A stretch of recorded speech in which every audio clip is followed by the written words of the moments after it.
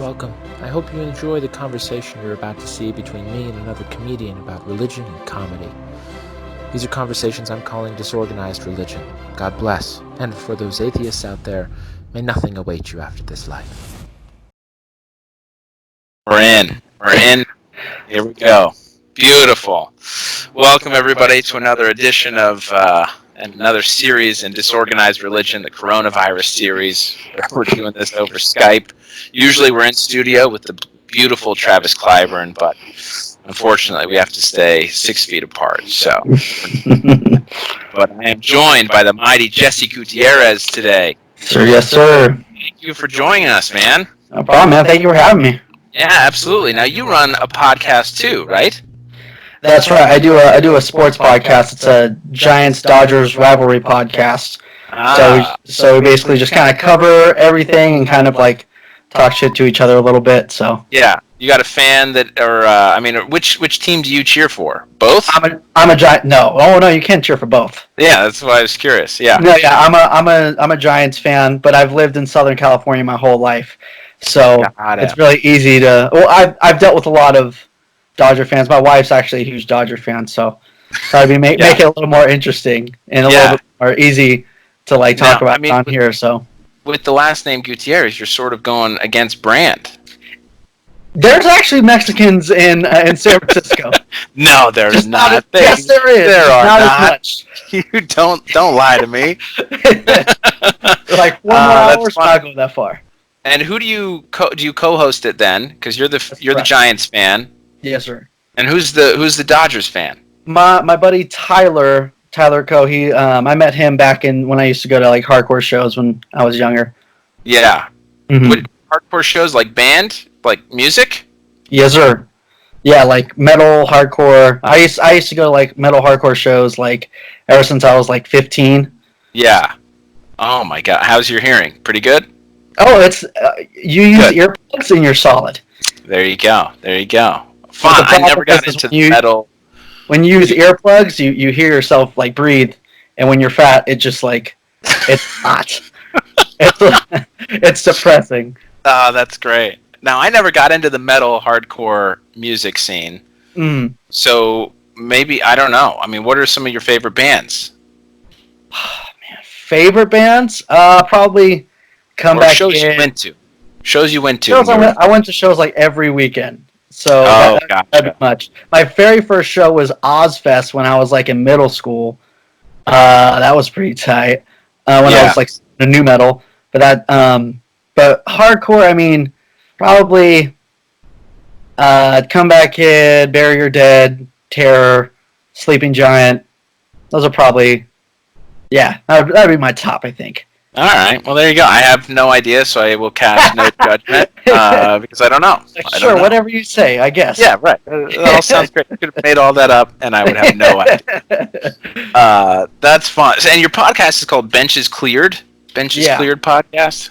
Yeah. Fun. So you're all about the rivalry. Exactly. All about Charging the mound, brawls, everything. All of it. Yeah.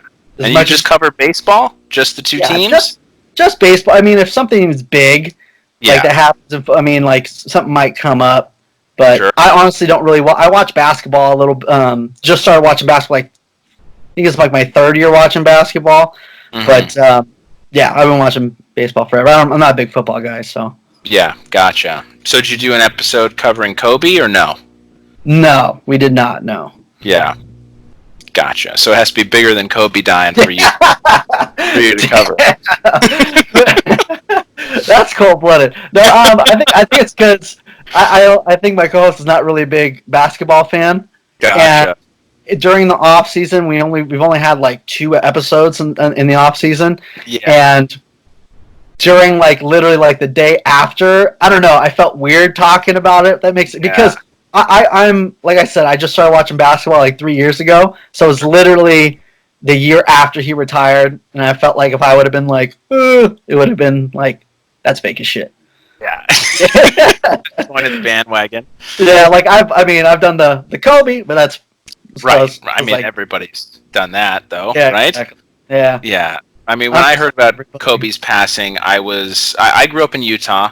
right? So, and I grew up in Utah, during the '90s. So, I cheered for the Utah Jazz, and I grew up hating Kobe because he kept us from, after the Bulls, it was the Lakers that kept us from going to the finals and winning, for 6 years. So, I respect Kobe. So you didn't say anything. I just said nothing. I just whatever, let LA mourn. Yeah. Anyhow. Fun. So how long you been doing stand up, Jesse? Just beginning of last year. My first open mic was just like the end of January last year, and rolled on from there. There you go. And what drew you to stand up? What were you doing before? I guess let me start with what were you doing before? Well, I was in a Christian hardcore band since I was like I think it was 2006 where we started, and we broke up in 2012, and then I was like kind of doing nothing, just working, getting married, living the married life, and then and I was like kind of thinking about it, like I feel like I might be able to do it, and then I saw one of my friends give it a shot, and I was like, shit, I could do it then. So then Did he do poorly, or was he good? You're going to give me some shit on my friend? Is that what you're trying to get me to do? I don't know who it is. You don't have to say who it was. No, he just did a couple open mics. He didn't really he just did one, and I was like, oh shit, if he did it, maybe I can, Yeah. Well, I wasn't sure if it was like, hey, I'm as funny as him, he did well, I could do well. It doesn't always have to be negative. No, yeah, he just did a couple open. I went with him to an open mic. I think that's actually where I'm not even sure if that's where I met you, but I knew I saw you. Yeah. The first open mic I did. Oh, no kidding! Is that right? That's 100% correct. That's crazy. At that young comedy mic? No. That was when Sal's was doing that. Competition thing. Tuesday night competitions. Right. Yep. Yeah, that was way back. Yeah, that's right. Yeah. That's funny. Oh, gotcha. Yeah. So now that sounds. I remember one of your bits. You had a bit about. It was like, if there's no heaven, you're gonna be pissed off. Yeah. Because everyone's having fun. Yeah, I'm working hard to make it. Yeah. Yeah, exactly. I still feel that way, by the way. You better be there. So, you said you were in a Christian rock hardcore band. Yes, sir. That, to me, seems counterintuitive. That seems contradictory. Are you sure? Why?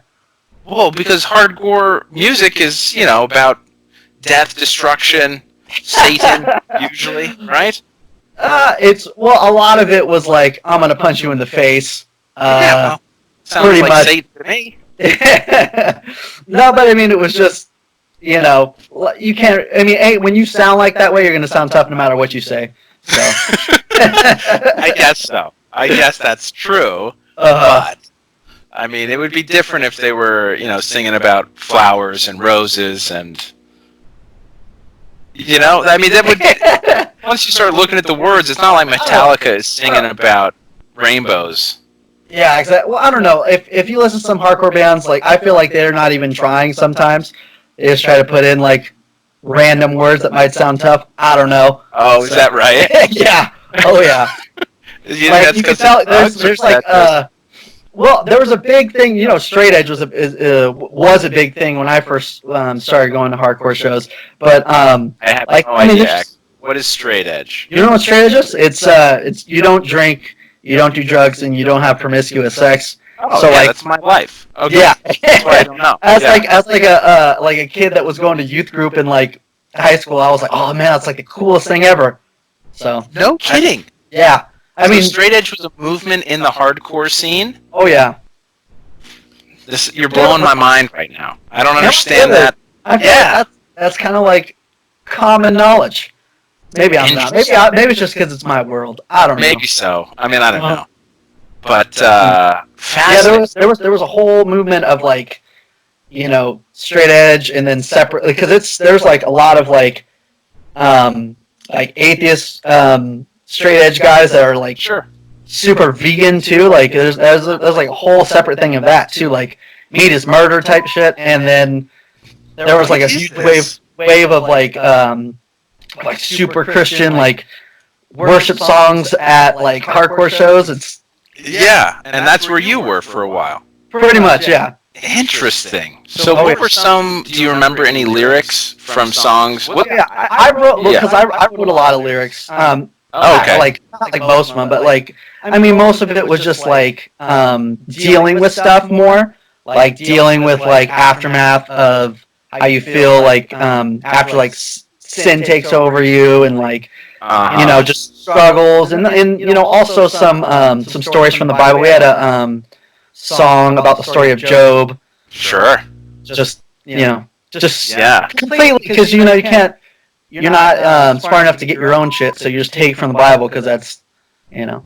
Well, I mean, every great artist does this, right? I mean, you know, it's building off a theme. Yeah, absolutely, right? Yeah, I mean, it's not like you're plagiarizing the Bible to sing a hardcore song. There has to be some sort of artistic interpretation. Well, it's probably the easy. I wouldn't even call it like musicianship because it's like the easiest music you can play. The hardcore stuff? Oh, yeah. Just oh, yeah. 2 chords. Power chord, open, and chugging. Yeah. That's it. Yeah. It's all about the beat, the momentum, right? Exactly. Whatever someone can punch someone in the face to, I guess. So, what was your favorite song that you guys sang? What was it about? Favorite song was... what was the title? Because, you know, like, when you write, like, a record, right, you would, like... write the songs and you would get it all together and it seemed like at the very end you're like, oh shoot, we gotta have names for this. So like, sometimes you forget like the names of stuff. Sure. It'd probably be No Victory was probably my favorite one. Okay. And that was just about dealing with because I was like addicted to pornography for a while, so like that was me dealing with that and like you know, feeling how, like, when I would kind of, you know, let it take me and that sort of thing, so. Interesting. Oh, man, that's fascinating. So, are you guys on, like, SoundCloud? Do you have any music records still out there? This is before SoundCloud, I think. Well, sure. Maybe not that it was, like, created, because I don't know who, like, when it was, like, established. It was, like, my time was, like, more like you put your stuff on MySpace. Yeah. But we were assigned to some, like, I guess it would be considered like an indie label that had like bigger bands from like our genre of music. Yeah. And we put out 2 records. We toured US kidding. A lot. Oh yeah. What was your band's name? Sovereign Strength. Sovereign Strength. Yes, sir. Because back in the day, like when I first started to be in bands, like when I was like in middle school, you would like flip through the dictionary and then kind of like do this and then that's stupid and you kind of go again. So when we were like, no, let's do like a Christian band, we did that with the Bible. Yeah, of course. This is the way people look for answers, too. Yeah. Not just band things, right? The magic 8-ball method of living life. Oh, that's cool. What instrument did you play? I played guitar, so I was just chugging and opening. It was more of like a... lead or rhythm? Did you do rhythm guitar? Or are they all rhythm guitar? They're all pretty much rhythm guitar. Sometimes it would just be like da-da-da-da-da-da, and then like, you know, someone would maybe hold a chord or something like with a bump, bump, bump, bump, like something like that. Sure. Oh man, that's fun. All right, Sovereign Strength. I'm gonna have to remember to put that in the show notes. Well, like Spotify and everything because we were like, you know, so yeah. I mean, YouTube. We have music videos on YouTube. No kidding. And they can just look for it under Sovereign Strength. The internet's a crazy thing. Crazy thing. I'm gonna have to check this out. I'm so intrigued now. Aria, that makes me happy. Yeah. That's fun. No, yeah, we did really well. Like out here, out here is I live in Lancaster and La Valley. So like we did like really well out here. It was just it became impossible. Like when you know because you would have like an 8-hour drive, and when you're a nobody band, they would give you what you would call a door deal. Oh, which means that you can push the door. Yeah. When 10 people show up, and you know 5 sneak into the show. Yeah. You get like 20. You know. Yeah. They don't make anything, so the promoter feels bad and gives you like $20. I was like, how the hell am I getting? How the hell am I going to get to the next 4 town? or 5 ways. Oh no, there was no splitting of money. It was like, hey, how are we going to get 8 hours to the next show because the booker wasn't that great either. So the agent who booked the tours was like, well, anywhere they'll take you. So the routes were kind of like, like usually like a tour would be like, here stop, here stop, here stop. It was like boom, boom, boom, boom, boom, boom, boom. That's what happens. Oh, that's crazy. Yeah. So now, what denomination did you grow up religious, or? I don't even know what the denomination would be, honestly. I'm sure there is one. I just don't know. I mean, I'm not trying to say like it was like a crazy weird church. I'm sure they called themselves something, but I honestly don't remember. So do you know what you were not? Like, you were not Jewish, I take it. I am not Jewish. No, you were not Catholic. I was not Mormon. I was not Catholic. I like go to church basically online now, if that makes sense. Yeah, well, I mean, now with coronavirus. Yeah, exactly. We're doing church at home, so.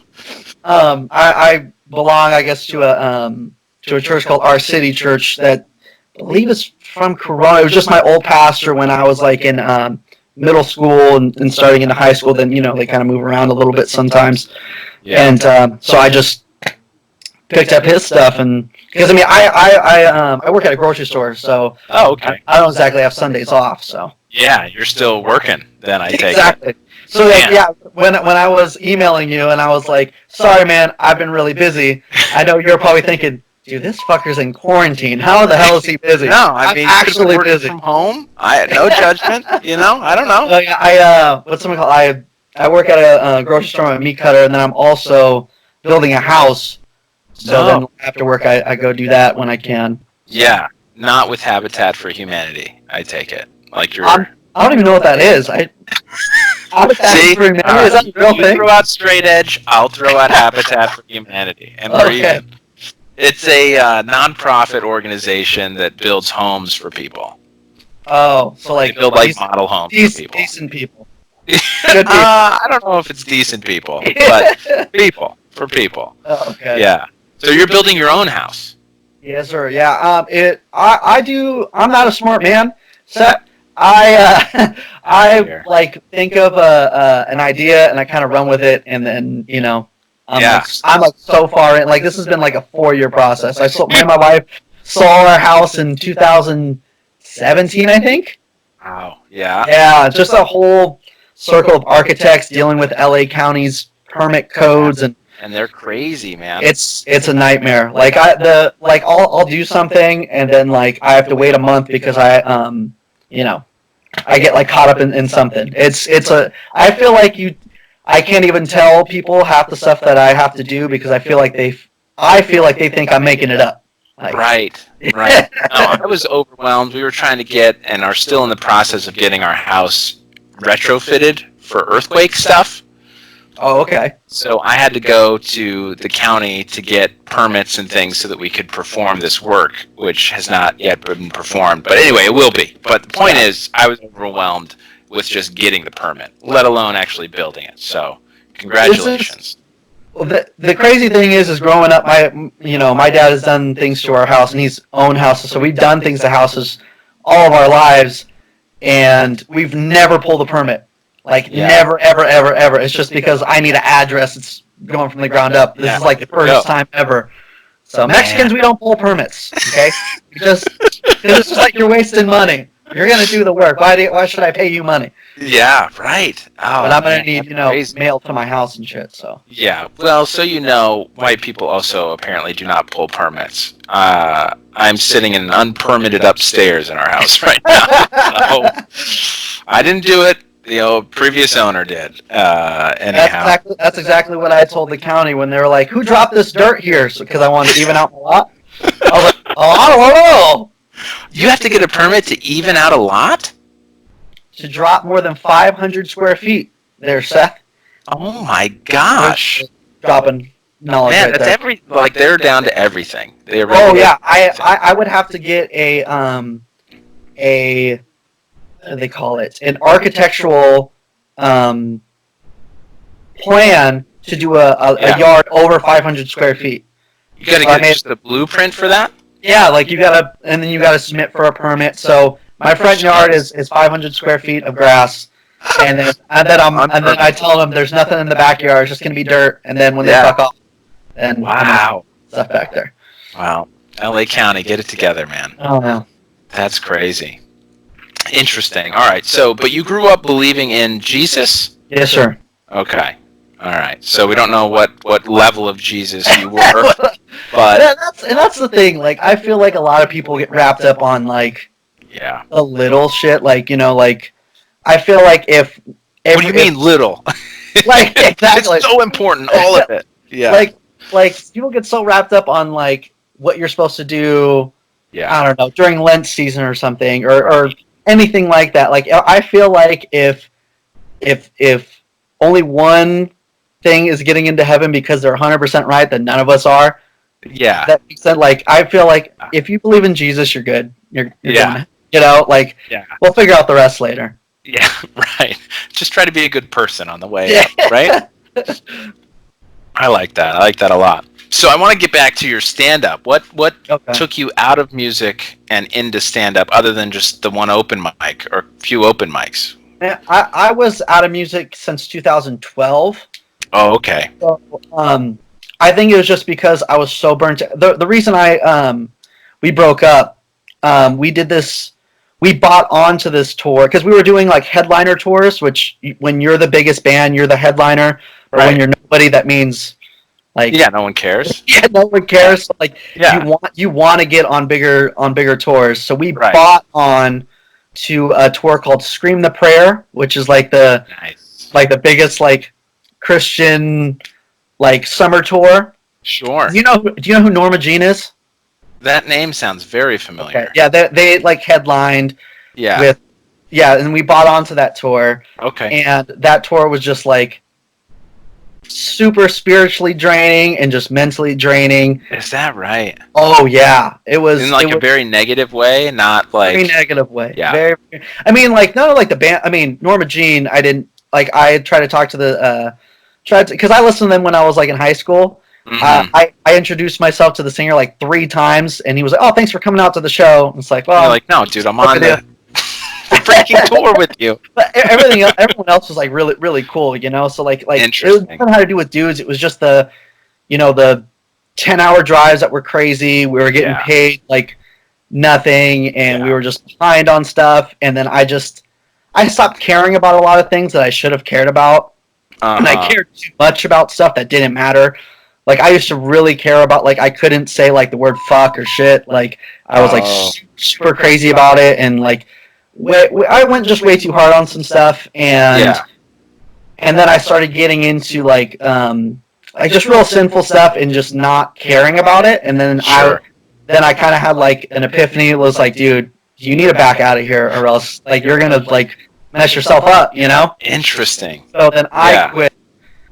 And then basically it kind of unraveled from there. Right. Because you were the glue. They couldn't go on without you. They easily could have gone on without me. I think it was just because everyone was like already on their last straw. Because like our van would constantly break down, and then like I think the last time we were supposed to the last tour we did, we were supposed to meet in Canada. Like, okay, well, our van's shot. Like, what do we like? We need this much to. We were telling our label we need this much to fix it, and they were like, "Oh, ask your parents for money." And we're like, "Dude, fuck this." Oh. So that's I think where it kind of really unraveled for everyone else, because everyone else was on their last straw. Right. And when I made my mind up after that Scream the Prayer tour, and then that tour that I'm talking about was the next one. So you're like, no, this is it. This is it. And I was like, I'm done. I need to get out of here because if I don't, like, I don't know if I'm just like starting to hate people or like, I need to work on, the most important thing and the reason why we're supposed to be, touring. And, and it's taking me away from right now because this is just a bad situation. So I needed to bow out. Yeah. And then just kind of tumbleweed from there. Right. And did you feel like it was did you notice a big difference once you quit? Oh, definitely, because you're talking about just in my life? Yeah. Oh, yeah, because I got out of that situation, and then I was just being able to, like, get a job. Oh, man, that was that was amazing. Just a 9 to 5. Yeah, like my girlfriend at the time, my wife now, was like sending me money. And, I mean, we would eat like Chipotle and Chick-fil-A. I'll forever be in debt to them. They used to give us free food all the time. No kidding. Yeah, they hook up bands if you call and you put the high voice on. And you know, I don't want to say I lied on the phone, but I wasn't exactly like, hey, we're a shitty hardcore band from Lancaster, California. Can we get some food? Yeah. And it was like, I forgot the exact speech, but it was something to the lines of like, we're a music ministry group. Yeah. And we're falling on hard times. Yeah. You know, we're looking for what do we call it? It wasn't like a donation of food. Yeah, basically. Yeah. No, I'm just kidding. Help us not starve. Yeah. So like Chick-fil-A seems like they'd be all over that, right? Yeah, Chick-fil-A, Minister group, come on. Musical. Exactly. You gotta throw out the line, you know? Yeah, right. I mean, I gotta say, for being a Christian hardcore band, was it the hypocrisy? Because I get a sense of, like, you felt like you were doing this, you had this vision of doing wonderful work, getting the word out there through music, and just negativity upon negativity. Honestly, it wasn't this. I love the hardcore scene. I mean, there's a lot of problems in it, and but it's not. It didn't have to do with the hardcore scene. It had to do with trying to survive as a band. Yeah, and, you know, the label you're on is just not, you know, making it possible. When you talk to other bands, like, you're paying your label how much? You've never seen any money out of this. I mean, we weren't exactly the hottest selling band either, so it wouldn't have been much. But still, right? Yeah, it's just you couldn't survive. And then like the things that would really set me on fire was like, you know, every once in a while kids would like comment on like your like on your MySpace posts and be like, "Come to San Antonio." Like, we were just there last week and no one was fucking there. Like, why were you there? Like, you're a liar, you know? Yeah. And, like, I would just like be like so angry. Yeah. And like So I think that's what like really unraveled it. Just not being able to function, survive. I just think it just got to a point where it was just like, if it wasn't possible, God wasn't making it possible, so it was like, go home and get yourself a job and just get married. It was not the path for you. Yeah. So you took your experience from the hardcore music scene to then pursue a very stable career in comedy. That's what you want to do. Now, so I got to tell you, Jesse, I don't know if you know much about what's ahead, but I don't think much is ahead for us as far as money goes. Yeah, well, that's definitely why I'm not quitting my day job, you know. Yeah, right. Fair enough. So is it still that need to perform? There's a lot of parallels I've noticed between past musicians and stand-up comics. I hope not, because that would just mean I just want to be in front of people. That would just... At some level we do. We have to admit it. Yeah, we do. I think... I don't know. I just think... I just thought it would be fun, and I just kind of like go for stuff, and, you know... Yeah. All right, so what about the first or second open mic you went to that we were like, no, this I want to do, this is for me? When did that happen, and what drove that for you? I don't think there was a time where it was like first or second open mic, like, oh, I want to do it. It was kind of like, hey, I'm not just going to do one open mic, and, you know, if I'm going to try something, I'm going to try it, you know? Sure. And I know I'm going to be shitty the first whatever, you know? Yeah, right. Yeah, right, exactly. Right. I did do, I think the thing that really, like, got me, like, pumped up was, like, I did my first show. And... Where was that? Where was your first show? It was at Sycamore Tavern. Oh, yeah, okay. Do you know who Rebels of Comedy is? Yeah. Yeah, I did a show with them. Cool. And, what's it called? A bunch of my, like, it was my first stand-up show, so I had, like, a bunch of friends come out, you know, and when it's a crowd full of your friends, you can say anything, and they're going to think it's hilarious, you know? That's great. That's what you want every show. Exactly. Yeah. But, so, yeah, I think that, like, really pumped me up on it, and I just kind of went from doing stand-up, and then I was, like, trying to get on people's podcasts, and most people said no. So, I was like, I'll just create my own. So then I you know, Don't say that. No, you're too busy to do their podcast that they invited you on. I was like, no, I can't. Booked up. Yeah. I'm saving my first podcast for there you go. Seth. That's it. For Disorganized Religion. Exactly. Right here. Beautiful. I love it. So yeah, now I'm just kind of doing everything I could do. You know what I mean? Just the podcast and whatever I get my hands on. Yeah. So have you done any virtual open mics since COVID-19 has plagued the land? Not. No, I've thought about it because I've seen like the opportunities pop up. Sure. But I think I'm just using this time to really like take care of like my house stuff and my wife has lupus, so this is like really scary for her, so I have to kind of like be like the good husband type thing. Yeah, you gotta stay home. Yeah, exactly. Compromised, right? And then I'm working on a short with some friends, so like I'm trying to finalize all that and get that started. So yeah. That's cool. I have heard the virtual open mics are incredibly depressing. Are they really? I've heard that. I have not done one myself because I don't know that I can. Hear people laugh? Yeah, I think so. Okay, but I mean, at an open mic, keep going with a joke. Yeah, but at an open mic, I don't know. It just seems difficult. So I've heard that the open mics are tough, but that the virtual shows where you have people that are actually online watching can be fun. Because you can hear them laugh. Because I think you can hear them laugh, and there's a chat that's rolling, and so people will type in, lol, ha ha ha ha, whatever. Right? Okay. And so, I'm sure there are people chatting as well, like kill yourself. And, yeah, exactly. You're not funny. You just need to ignore those. Anyway, yeah. So what's you quit Christian comedy. You quit Christian music, hardcore music. Where do you stand, and how did that affect your faith? Because honestly, I think it.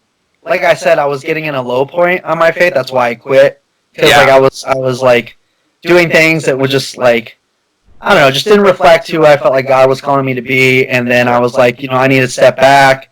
And at first it didn't scare me. I was like, okay, then who cares? And then I was like, wait, that scares the shit of me that I thought that. So then I needed to quit. Yeah. And then, so I think it's gotten better. I mean, I've kind of gotten in and outs of like being busy with my own life type stuff to do it. But like, it's just kind of like a up and down thing. A roller coaster. Yeah. Sure. So, but I mean, like right now, I feel like I'm really good. I think our city church has been really helpful to me, and Yeah. So now, are they a non-denominational church, the Our City Church? I'll be honest. I don't even know what that. I'll be honest with you. I'm not even sure what that means. Non-denominational. Like I feel like that's like something that like when someone says, you're kind of like but like I don't know. Yeah. Well, us gringos, we're very big into labels. Yeah. And if we don't know how to classify you, it's very uncomfortable for us. Yeah. Like when I just like that stuff. Just like I mean, I'm not trying to be that guy, but I just feel like that's not important to me. Like so, I just don't even. Don't even know. So for you, what is your idea of God? What have you been taught God is, and has that changed over time for you? Changed over time? I don't think so. I think just for me, I know that Jesus died for my sins, and I think the closer. I mean, I feel like things in the Bible aren't things just rules you should follow to get into heaven. It's if you accept Jesus, then you're going to heaven, and these rules are like basically for your own good, like so you can be the happiest and be the closest to God on earth. Yeah. So I think that's just my idea of my philosophy of how you're supposed to live life. So do you think someone can accept Jesus and break all of the rules in the Bible? Do I think they can? Yeah. And is that okay? Like, are they going to heaven? You got a serial killer. He's just like, no, I accept Jesus. I know what I'm doing is wrong. But I am continuing. But I mean, that also includes repenting, and you can't Okay, fully got it. repent, you Yeah, know, you and should still not be be like, doing okay, it. well, I'm still gonna kill this guy, but I just gotta say, I'm sorry. Well, Right. it's like, well, God knows your heart, so. Yeah. But I mean, Yeah. Okay, so. fair enough. Yeah. No, I was just curious, because, anyway. Because I'm sure you probably hear a lot of weird spiritual things on this, huh? Well, yeah, there's, and I hear some questions, right, about, like, deathbed repentance. Most comedians I talk to are either, I would say most are agnostic. Okay. Some are You atheists. can't make a decision. Yeah, they don't know, and Yeah. they're just trying to be a good person, and that's great, right? That's fine. Some are, good people, and also atheists, which I also don't understand, and I'm like, you're wasting your time. Right? Just break the rules. I don't know. Yeah, do whatever you want to do. Nothing is waiting. I still cheat. Yeah. But I think as far as questions about religion, I think there's this stereotype that goes, if you accept Christ, there's like this deathbed repentance idea, right? Yeah, I know If you exactly. accept Christ, but you've been a terrible person your whole life, and you accept Christ at the end, that seems unfair and disingenuous. Is that a question, or are you going to keep going? I'm just saying. Okay. Well, in my thing of, is that fair? The way I see it is, none of us, deserve heaven. So that's so that doesn't bother me if that happens, then awesome, because I don't deserve to be there either. Whether it's they accepted Jesus last second and they meant it, and if they're cool with God, that's cool with me. That's good enough for me. I don't really care. As long as you're there. Exactly. As long as I'm in the guest list, like, I don't care how many people are there. Like, yeah. And I've heard lots of things in like Bible studies that just really don't make sense to me about, like, levels of heaven, and like like the verses where it talks about when you give, don't, like in Matthew, where it talks about when you give, be silent about it, don't don't let your left hand know what the right hand do is. Exactly, like don't build your treasures on earth, build your treasures in heaven. And then someone took that as like actual treasure, and I was like, it just doesn't make sense to me. Like, if I'm in heaven, why do I need treasure? Like, I think like in my head, I was just like, the treasure is heaven. Like, you're building for heaven, and then like it got into a thing of, well, like, someone's got to live closer to Jesus. Like, bro, you can put me in the furthest corner. That's fine. Like, I'll make the drive, whatever it is. Well, I mean, can't we be rich in this life and in the next? Yeah, I don't. Well, you can, but I feel like you can't be greedy rich in this life and be rich in the next. That's so. All right. So, is Jeff Bezos going to heaven? Do you think? I don't know his whole story, to be honest with you. Yeah, well, I mean, he's rich, though. He's like... Do you need to know anything more? He's greedy rich. Well, I don't know. I'm a Prime member. I don't want him revoking my membership, so I don't know. He doesn't care about you, Jesse. Yeah, right. Both of our Prime memberships are getting cut off. We're gonna log into Prime Video. We're cut off. Yeah. You're not gonna watch. You're not gonna be able to watch Onward. I am, because I'm not saying anything about it. Do you have an Alexa in your house right now? I do not. No, I'm one of those guys. You're safe. So, like, I'm like, I feel like someone can not like the government's like watching you, but like, someone can tap into it type thing. I don't know why anyone would want to, but just someone could, in my opinion. Because you're saying deep, important stuff, and they want to know it. You're just running around chanting out your mother's maiden name, your social security number. Do you have any other favorite conspiracy theories? Oh, I love the the FBI. You have your own FBI agent on your phone that listens to you. Ah, sure. I love that. Like, I honestly, if there's a guy listening to my phone, like, like you could, like, I feel like I'm smart enough to not buy an advertisement. Like, not smart enough, just like I'm too cheap to just like buy anything that's advertised to me. If you're gonna send me an advertisement that I'm talking about that I'm gonna want to buy, that's a favor to me. I feel like.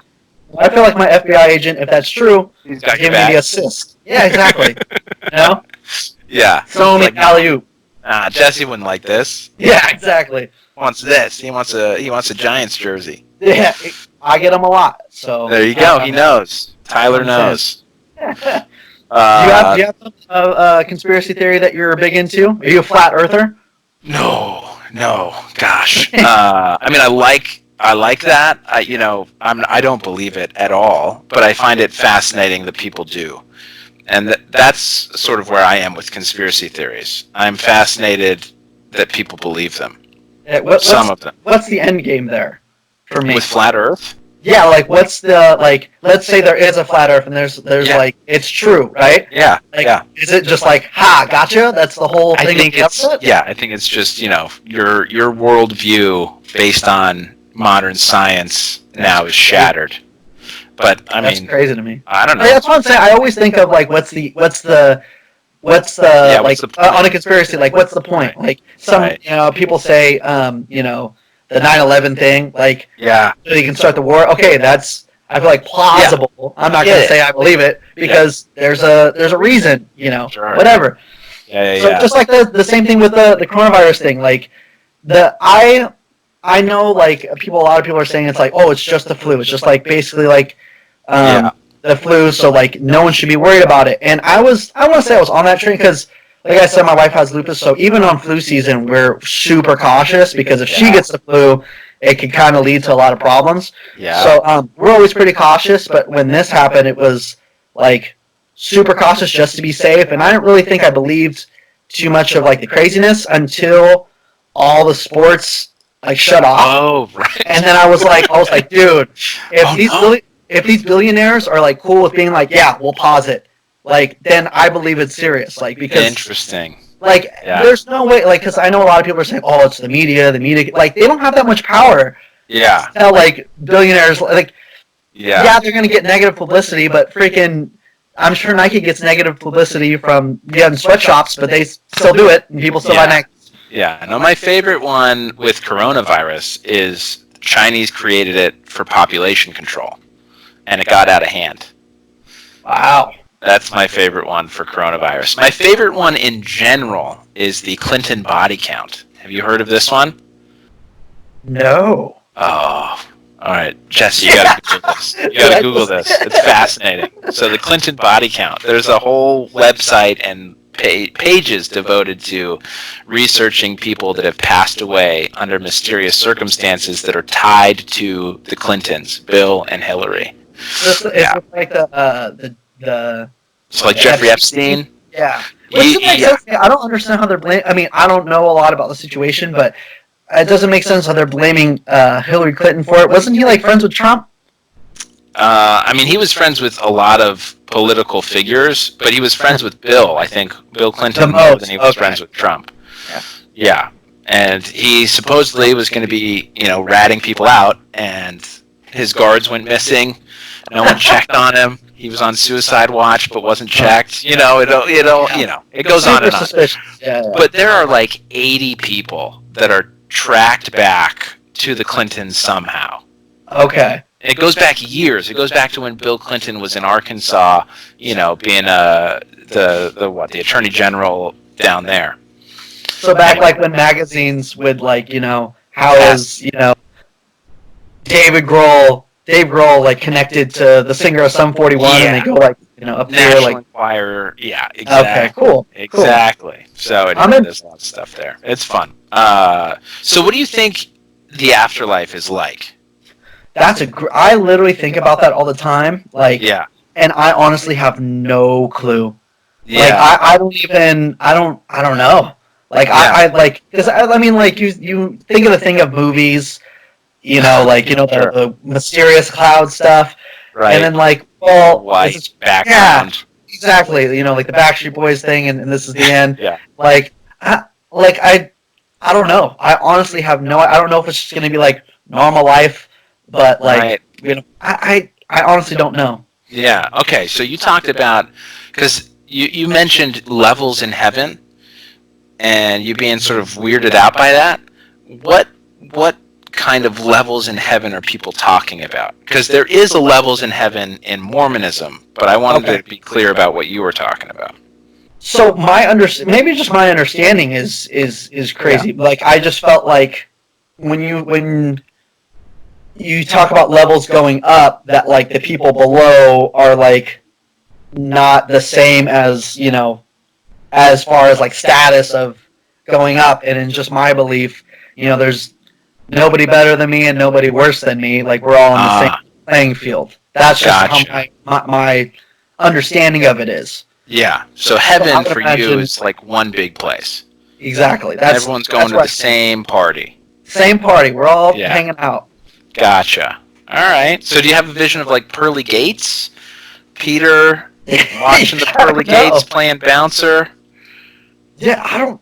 That's the thing. Like I've never honestly. That's crazy that like you say that. Like because I'll think about it, but I'll just move on. Like I'll see. Like I wonder like what heaven's like. Oh, anyways, what am I gonna eat? Like you know. Like I don't really. I mean, it's too big a topic, right? It's. I think in my opinion is like.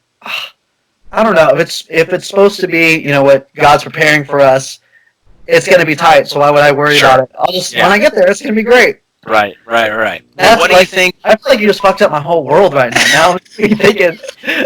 Well, I mean, what is one thing you would want to do in heaven?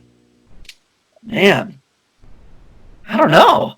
Yeah. I mean, obviously, like talk to God and Jesus, and you know. Sure. But like, and one thing, you know, one thing I always think about in heaven. Like, I feel like, you know, when you start talking about your situation, how bad it was, and then someone else, like, completely destroys it with, like, you know, their shitty situation. You know, exactly. Well, not exactly the one-upper is annoying. I'm thinking of, like, you know, like these people that are getting mad because, you know, like Christian persecution because, you know, they don't say Merry Christmas at Starbucks. Like, you're gonna go tell Peter, like, oh man, like yeah, they hated us in our time too. They didn't put Merry Christmas on Christmas cups, and he's like, oh well, you know, I got crucified upside down, so that was tight. Like you know, like I thought about that, but that's literally like probably the beginning and end. Like I just feel like figure it out when you get there. I guess. Yeah. Well, fair enough. What do you think heaven's like? Well, I mean, in Mormonism, interestingly enough. We have, I won't say a clear idea of what heaven is going to be like, but we do believe in stages of heaven. So there are more righteous people and less righteous people based on our actions on this earth. Okay. So the scenario I gave you of like the serial killer, right? Yeah. In order to make it to the Mormon idea of hell, which we call outer darkness, you have to have, you know, a sure knowledge that Jesus is the Christ. You have to have a sure knowledge of his work, his atonement, and then you have to deny it and work with other people to get them to deny it. Okay. And so that is something that it's like, all right, you cannot come back from that. That's what we believe as a faith. Like you can't graduate from there and go to the Right. Yeah, exactly. You've royally messed up. This is terrible, terrible stuff you're doing.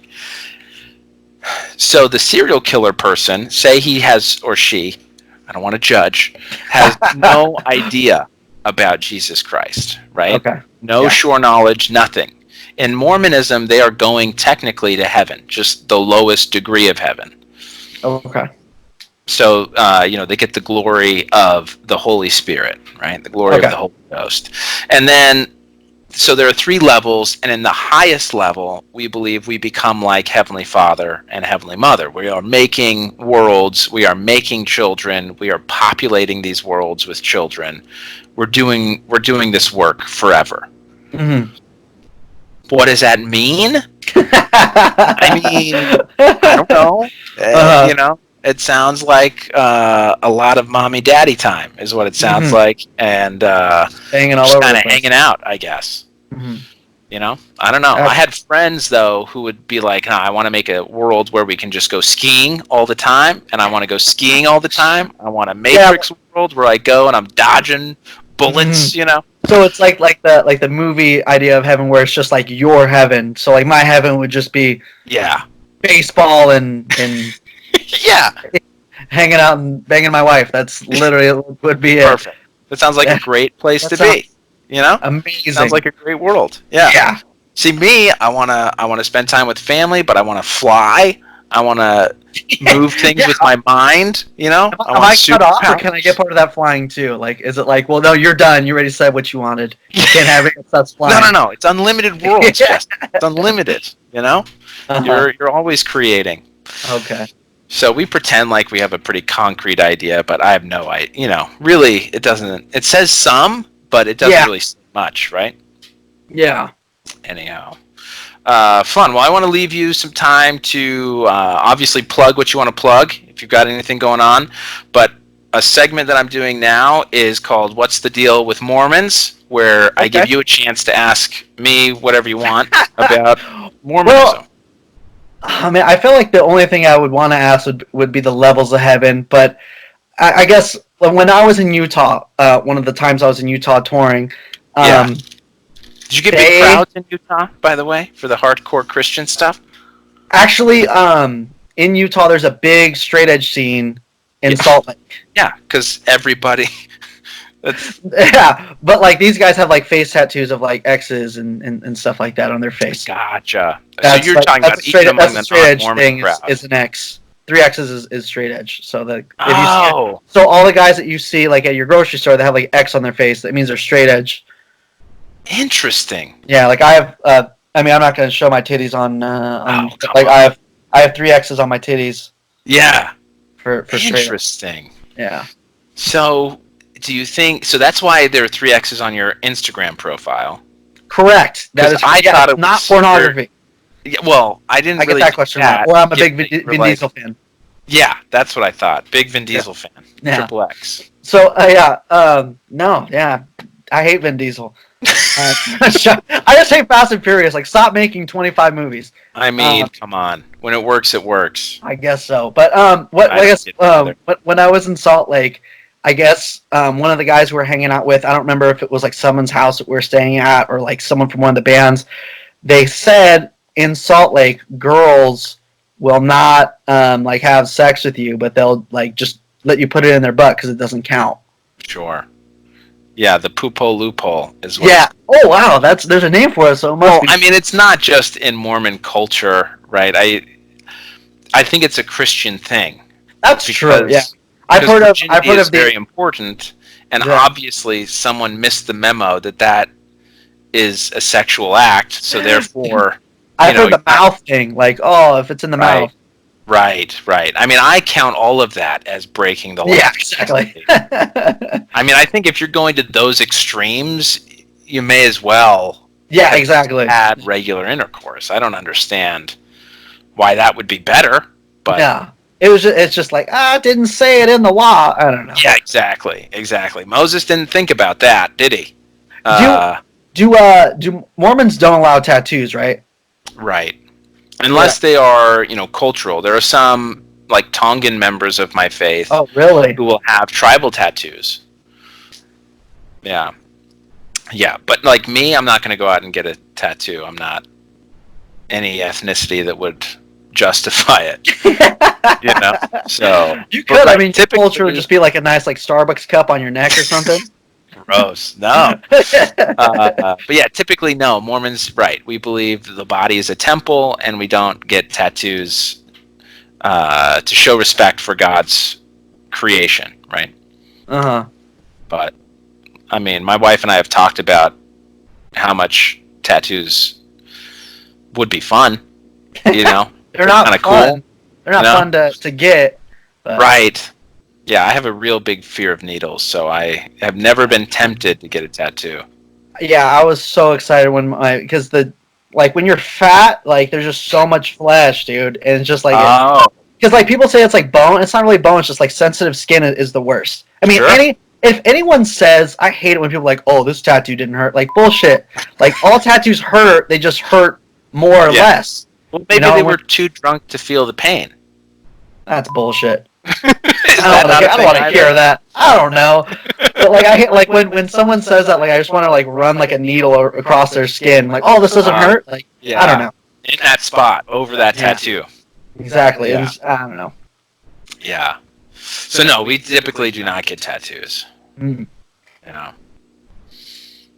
Is that it? Is that all you got for me? That was a question. I love it. No, end of the segment. Thank you. For, you had your chance. You're done.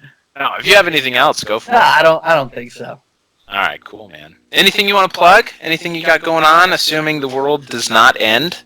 Assuming I always have my pot. Well, I don't always have it. We haven't done really much in the off season, but every week, if you're a Dodger or Giant fan, Bench is Cleared podcast on Spotify, Apple Podcasts, everything, and gonna be coming out with filming a short in May if this thing lets us film it. Yeah, probably out a couple months after about like marriage and stuff. So. Yeah, nice. Are you trying to get the short done before spring ball, before spring training? The short? Yeah. Or Isn't not? Oh, you mean spring training for baseball? Yeah, it has nothing to do with baseball, but spring training would technically be ending. What's today? Soon. Yeah. Are they still tomorrow? Did MLB cancel, or is MLB still going? No, MLB is canceled. Spring training starts in February, and opening day was supposed to be tomorrow. Gotcha. But it's all gone. But it's stopped. So I don't even know. They're talking. There's talk of skipping the season. There's talks of so many things. Yeah. I don't understand if they're gonna go, if they're gonna do spring training for another week, and I honestly don't know. Yeah. So, jeez. I mean, that's crazy, man. Can you imagine if this was like your second to last year or something? You're just like, is this it? Am I supposed to just bow out now? Exactly. Is this a sign? Jeez. How are you coping with the stay-at-home order? You doing anything fun? My wife and I really got into puzzles. I'm a puzzle guy right now. Puzzles, man. Do you go with what's the toughest puzzle you got?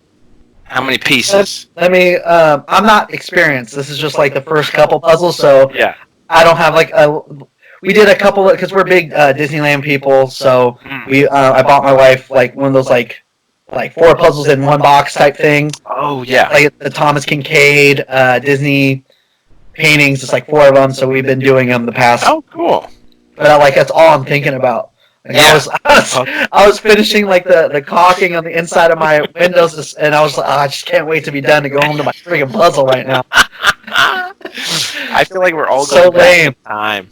Yeah, we're so fucking lame, dude. That's great. We're gonna be using candles pretty soon. And it's crazy to see the grocery store how people are going crazy over toilet paper and shit. I grabbed toilet paper the beginning of my shift one time, and I was I'm just gonna get on my way out, and some lady almost cornered me. I thought I was gonna get stabbed for some toilet paper. Jeez. Which is crazy because if you run out of toilet paper, just wash your shower. Right? Yeah. Yeah. Now, I'm gonna tell you a story really quick. Just really quick. I'm sorry. Yeah, no, this is good. What's something called? I was in a manager meeting because I'm a second. I'm a meat cutter, so there's still a manager in the meat department. Yeah. But he was out, so I went to the manager meeting, and I was I don't get it. Why is everyone stocking up on toilet paper? It doesn't make sense to me. And they're if in quarantine you're gonna need toilet paper. I was but if you run out of toilet paper, why don't you just wash your ass? And all of the managers and the store managers started laughing. Hysterically laughing. Not ha ha ha, fucking